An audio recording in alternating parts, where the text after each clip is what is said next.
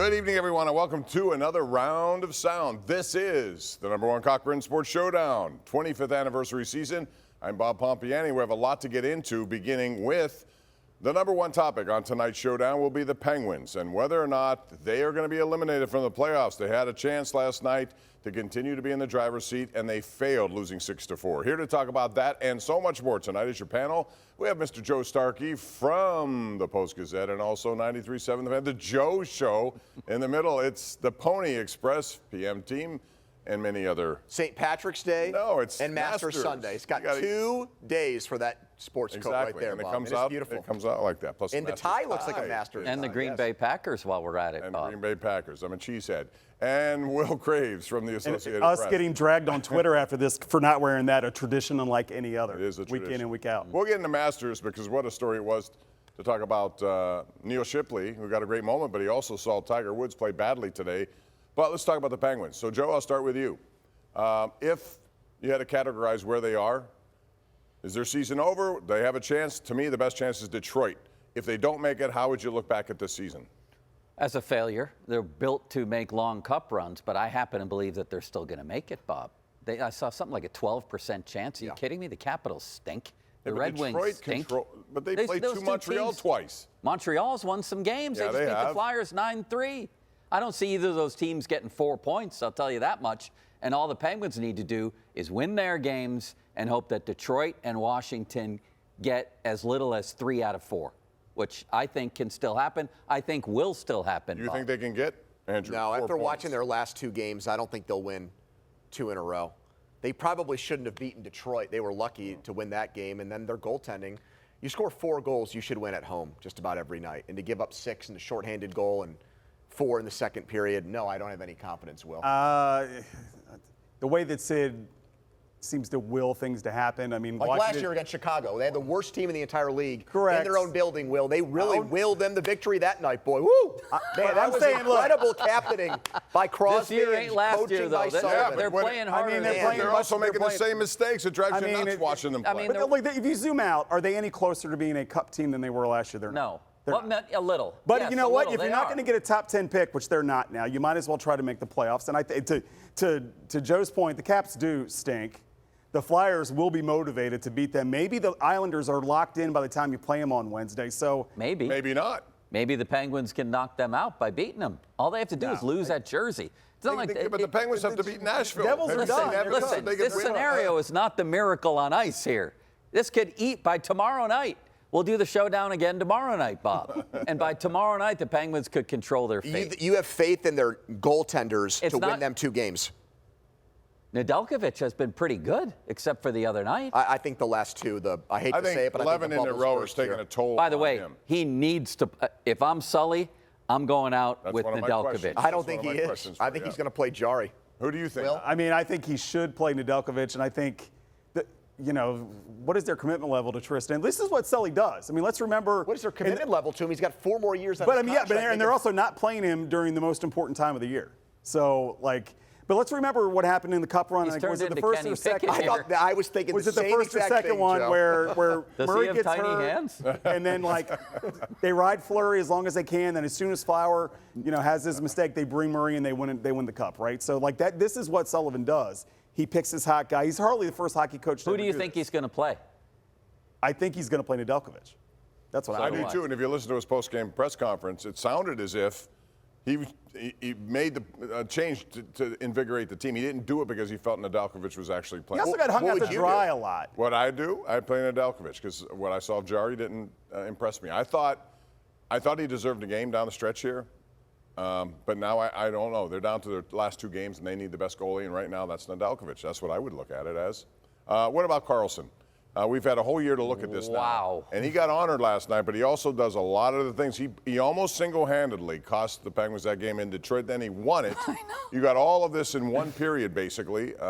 What's your take on what he was this year, and would you bring him back next year, or would you try to dump him?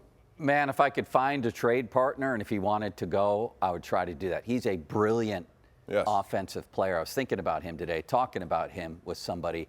He belongs somewhere different than the NHL. Like if there were globetrotters of hockey, that's where he would belong. I mean, this guy, he's a brilliant offensive mind, but he's just what are you doing?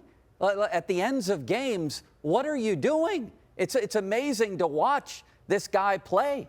And then you wonder, is he invested enough in the details of what it takes to win? There's no doubt about it. He's hardly the only guy on the back end there that is not invested in the details. Yeah, he's the guy making $11 million, though. The guy making like $7 is not so hot some nights either. Right. Of late. I mean, Letang has not been. I mean, everybody, to be honest with you, outside of Pettersson on that back end it's not great. When they're out. Well, wait a minute. St. Ivany and Shea have been very good in terms of being thrown into this thing. Haven't they been? When they're on a power play, Erik Karlsson doesn't look like this gifted offensive player that you're describing. And that's the issue for me this year, is that when they have an extra man out there, you have this great quote-unquote quarterback for your power play, and he doesn't seem like he controls the game and the game's on his stick. I agree that he was oversold as a power play guy. The Detroit game, if they had signed Shane Gostisbehere, Oh, they would be in the playoffs right now. $1 year, $5 million deal. Did you see his power play stats for them? He's really good. Mind-boggling. That's a $1 million player. Is that what it was? $1 million? Yes, we got a $10 million player that's taken an average power play and made it one of the worst in the league. So, no, I don't want him back next year. I mean, him, and I would say that the year that Gino had was pretty disastrous until recently on the power play. But he was signed here in part, Joe, because he was supposed to propel he was oversold. their power play to great heights. He was oversold as a power play. Well, I'm going to ask you this now. I want you to tell me what's going to happen here. With these two games, which will tell me if they're going to get in or not. You have Nashville and you have the Islanders. What's going to happen the next two? I think they win 2, but I think Detroit gets 4 points. That's what I think. I really do. Andrew? I think they'll beat Nashville, but I don't have confidence in them going to New York and beating the Islanders in a gotta-have-it game. I've just seen them lose games like that too many times in recent history to bank on them to win it. The other scenario is the Islanders could have it locked up by then and not play some guys. So I see the Penguins winning both. I just said that like 2 minutes ago, and you were just like, oh, what are you talking about? They have to play the Devils. They're not going to beat the Devils. No, but there's two scenarios playing out here. No, but if they don't, you just dismissed but one Joe, of if they them. don't beat the Devils, Right. they're probably No. going to play their starters. Yeah, right. That's what I said. I said they could be locked up by the time they get to the last game. And you're like, no, they can't. They got to play the Devils. So are you Nothing's predicting locked the up. Penguins to beat the Islanders' second team, or are you saying they're going to lose to New Jersey and forget beat the their starters? Islanders for a second. You think they're going to beat New Jersey? Graves coming off the top rope here, Bob. It's a ladder The Penguins are going to win both. The Red Wings and Capitals are only going to get 3 of 4. So the two teams that have played the best over the Penguins last have month, all the tiebreakers. the Penguins and the Islanders are going to get in. Okay, that's a long what's shot. going to happen. That's the And are they going to win their Is it, first? though? Are they Is it going to a win their long first shot? round series? All right. You thought they would on the radio. All right, wait a recently. minute. We're going to talk about that. We're going to get into that as we spill over to the next segment. We'll get into whether or not the Penguins can last in the playoffs if they should get in.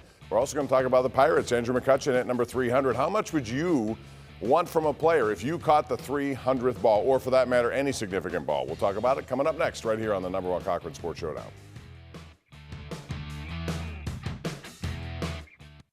All right, welcome back. We're talking about the Penguins. Their chances now, 2 games left. They need some help for sure. But can they win those 2? And if they do, Will Graves, and if they somehow should get in. Now, last year we saw #1 seeds on both sides get out early. And in the NHL playoffs, you do see a lot of this kind of stuff. Do the Penguins have the capability as, a wild card to go in and do some damage to a #1 seed? I think they have a puncher's chance. I mean, I think the resumes of those guys, yes, they haven't won a playoff series since 2018.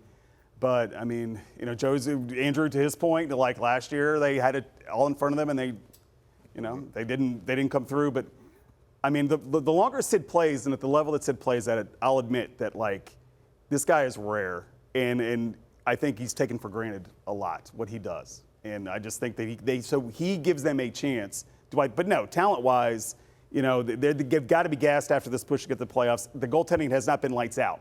No, and the other thing that bothers me, Andrew, is the no. fact that they're making the same exact mistakes. They're pinching at the wrong times. They don't know how to end a game. They're up 5-3 the other night, and they've done this pretty much all year when they get leads. That has to change, or else they're never going to win a play. But can they do it? If they were up against, say, what would they be up against? Would it be Boston as the two wild card? Yeah. Well, it depends on Joe's scenario. If they move up to the 3 wow, seed, they're okay. playing Carolina. Let's just say it's Boston. In the first round. Or Carolina. Can they win? Yes. Can they win it? Yes. Would I pick them to win it right now? I would not, because of what you said. Bad habits are starting to seep back in, and their goaltending is not as hot right now as it was, 3 or 4 games ago. It's an extreme long shot in a 7-game series when your power play stinks, when your bottom 6 is highly questionable. the goaltending has started to waver a little bit. I like Nedeljkovic better than Jari. That doesn't mean I think that Nedeljkovic is a guy I can ride to a 7-game series win. You know what I mean? There's too much going again. Plus, they're horrible defensively. Just awful. All right, who will emerge out of the East? Give me a team. I like Carolina. I'm going to stick to Carolina all the way. That's what I thought when they made the trade for Gensel. I thought he's been good for them. I don't know. I think 30 years after the Rangers, won the Cup, I think there's a chance they get back. I like the Rangers. I think it's going to be somebody out of nowhere, which I guess speaks to the last question you gave me. But, I mean, I think Toronto or Tampa or somebody like that could win it. Someone off the radar. Toronto's due. I think the Islanders. No, I think Tampa. Elite power play, elite penalty kill, stars. No Boston in this group. Stars at all 3 levels and a great goalie who's hot again. Tampa's got the right ingredients. They do, but they also haven't done it in a while. We'll see what happens. All right, I want to switch real quick into the Pirates. We're going to talk about their situation with Paul Skenes, who was again lights out the other night, in the next segment. But right now we're going to talk about Andrew McCutchen, who hit his 300th home run today. Amid all of these Philly jerseys, red everywhere, there were 2 people wearing Pirate jerseys. And it just so happened that the dad of the kid caught the ball, and he had a chance to meet Andrew McCutchen. He didn't throw back. He could have. He didn't know, apparently, it was his 300th. But he held on to it. He got a bat and something else out of it. If you were them, on a significant ball, would you demand more? If it was Ohtani's, I guess significant. if it was it depends. It would depend on the player too. But I'm also like, would you want money from McCutchen? No, I'm good. I mean, to be honest with you, Pomp, like that's one of those that I'm just.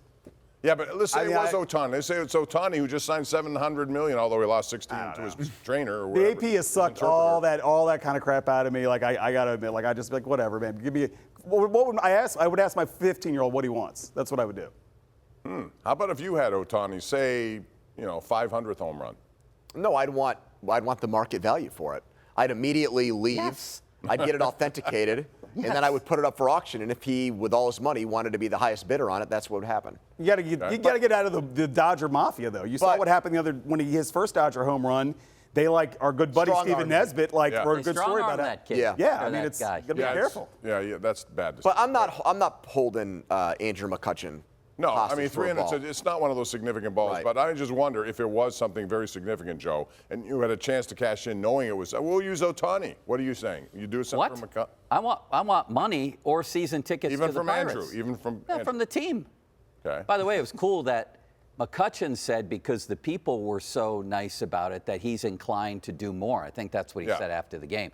But yeah, if I caught the ball, I'd want something from the team. Season tickets in a certain place, or all you can eat pierogies. They have a lot of them. The ball. It's very simple. Or cold cash that would be worth the season ticket. All right, let's hypothetically play the game. From the team. If it's Ohtani and would you do what Andrew did? Ohtani wants the ball. He's come to you. He tells you, he gives you whatever you want. Yes. But they don't care about me. But you'll negotiate with him. I get it authenticated. I want market value plus $100,000. If you want the ball. Okay. Ohtani. And I'll bet he does. Get it, Bob? We're due for a break. When we come back, we're going to talk about the Pirates, who split a series in Philadelphia. Big win today, and they did it against Philly's best pitcher, who I think could be a Cy Young contender, although he's off to a terrible start record-wise. We'll get into that and more right here on the #1 Cochran Sports Showdown. All right, Zach Wheeler had 10 strikeouts. He was wheeling and dealing, and then Sawinski got a grand slam. Pirates break the game open. You know about the McCutchen home run, but Joey Bard hit a home run, Joe Starkey, and so now it's interesting. He's a second overall pick, second opportunity with another team. Could this be what he needs, and what does it mean for Henry Davis from what you've seen? Well, Henry Davis is a story, right? I mean, he's really struggling at the plate. He had a disastrous defensive game, although that was his first one. Hopefully a blip, but it was kind of disturbing how it just unraveled on him defensively in one game. I think Bart probably has earned a lot more time, and I'm wondering what the next move is with Davis, whether it might be to send him down just to get himself together, get some confidence. Once Grandal comes back. I was just going to say that. Ben Cherington brought that up on his radio show today, that Grandal is going to start a rehab assignment. And I think the plan originally was for him to be the Pirates starting catcher because he handles the pitching staff, and he's been around the major leagues for so long. Davis started AAA. So I thought that was at first asinine to start your former #1 pick at AAA again this year.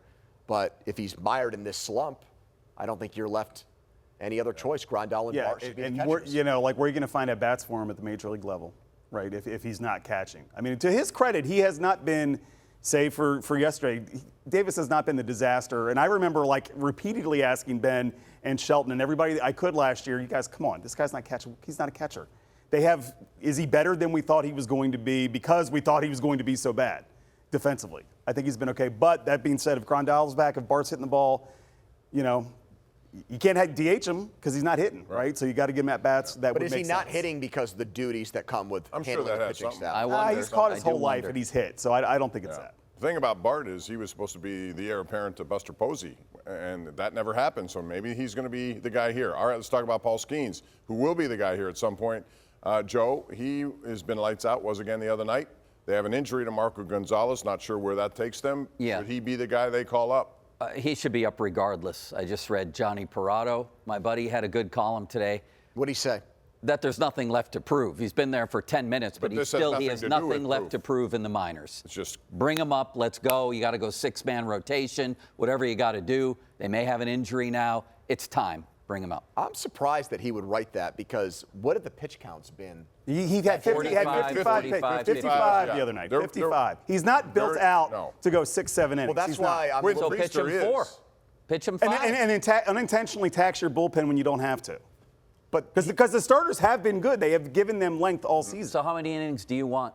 Is 5? I'd like him to be up to 100 pitches. I would like him to be up to 100, be able to throw 100 pitches, 80 to 100 pitches. That's why I'm confused by what John said. He doesn't have anything left to prove. He hasn't gone through a lineup. And this was all intentional. Like, they built Jared Jones up a specific way so that he could come straight up. I mean, don't get me wrong. I want him here right now, but they're just handling with kid. And when Spencer Strider goes, when everybody that throws as hard. When everybody that throws as hard as Skenes, with as much spin as Skenes, is getting Tommy John surgery, I am fine with them, you know, being very intentional. They're not going to play themselves out of the pennant race by May 15th. John Wayner said June on our radio station this week. That he thinks that's when it should be, or he thinks it should be that way? No, he said it in a way that made me think he thinks that's the timetable for the guy, not his own personal timetable, what the Pirates' timetable is. The thing is, if they build him up, they got to know he's going to be here late in the year. They want his arm to be, at that point, still significant enough. You don't want to overtax it now, I don't think. Let's remember, Garrett Cole's major league debut was June 12th. Right. So what? This guy's It worked out for Garrett Cole. It worked out for the team that year with Garrett Cole not making It would have worked out if he came here a month earlier, too. We don't know that. I'm pretty sure Garrett Cole would have been good if he came here 30 days and 4 starts. All right, we got to take a break. When we come back, we're going to talk about a guy who was rumored to be demanding a trade. That's not happening, but he still may be traded because of the contractual obligations of the 49ers. We'll talk about it next, right here on the #1 Cochran Sports Showdown.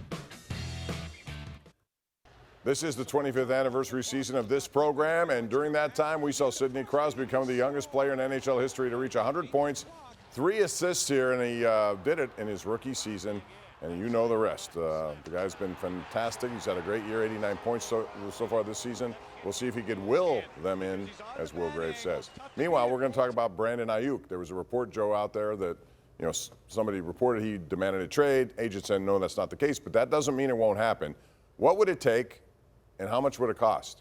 I have one final point on Garrett Cole. If he had been here even 2 starts earlier, they may win that division and have Game 5 at home. So that's the type of thing you're playing with here. Or he gets hurt the first month and he's shut down for the year. Yeah, okay, we that's only living have so in your much fears. time. Brandon Aiyuk, yes to him, of course. Pretty much whatever it takes. Upgrade. $100 million like an A.J. Brown contract? Is that what he's going to be asking? Wouldn't you? He's 25 years old. He's got, to me, he's in the driver's seat of this kind of deal. That's why I don't. I was thinking more of anything it takes trade-wise, but signing-wise, that's a bit rich for me. See, I think the contract is going to be the thing that's more prohibitive than what they have to give up to trade for him. Yeah, I agree. I do agree with that. Bigger hurt. You disagree? Well, I think the cap's going to keep going up, and you've already, your big money payments, you've made some of them to TJ and to Minka. So there will be some money. But then if you want to re-sign George in a couple of years, how much is that going to cost? So that would be more. Like how much do you want to have 2 receivers making $30 million a year? I don't know if the market, even if the cap goes up another 15, 20 million like it did in the offseason, I'm not sure that. But I think it's doable. I do think it's more doable than maybe you guys do. All right. I don't know the 49ers philosophy on guys who don't want to be there. We know the Steelers' philosophy clearly is get rid of them. trade him. We've No seen hostages. Exactly. That's why Kenny's wearing Kelly green like you are right now, right? That's right. He wanted to fly Eagles fly, and he flew. So, And I now mean, he's over if Aiyuk forces his way out, you've got to find a team that is willing to give him the contract to make him happy. The contract's a big thing, I agree. You can give a second-round pick and something else, whatever, but the contract's going to be the problem. All right, let's talk about to earn a great nickname. You know that? You have to do better things, bigger and better. That describes all 4 number 1 Cochran Ford stores. They're called the Ford-tastic 4 because customers can enjoy 4 times the pricing power, 4 times the selection, and 4 times the thrills. Plus, get limited time offers right now. The Ford-tastic 4, they have it all. So visit any one of the 4 number 1 Cochran Ford stores today, or Cochran Online is the way to get it, Cochran.com. Neil Shipley made everybody proud, played with Tiger, low amateur, Butler Cabin, but Tiger Woods didn't. Will he ever win another major? Yes, he will, Bob. He made the cut, didn't he? And I think And he'll he fell build apart. Go He'll build up some endurance. I think Neil Shipley wins a major before Tiger. I think senior PGA, champion Tiger Woods sounds pretty good. That's probably. Oh my God, the disrespect for Tiger. Nah, it's just reality. We're done. Thank you for joining us. We'll do it again next Sunday night, 11:35. We'll focus in on the draft as well. Thanks to these 3, and we'll see you next Sunday. Shout out Wanda Keenan, Blake Wheeler, Shipley, wherever you may be.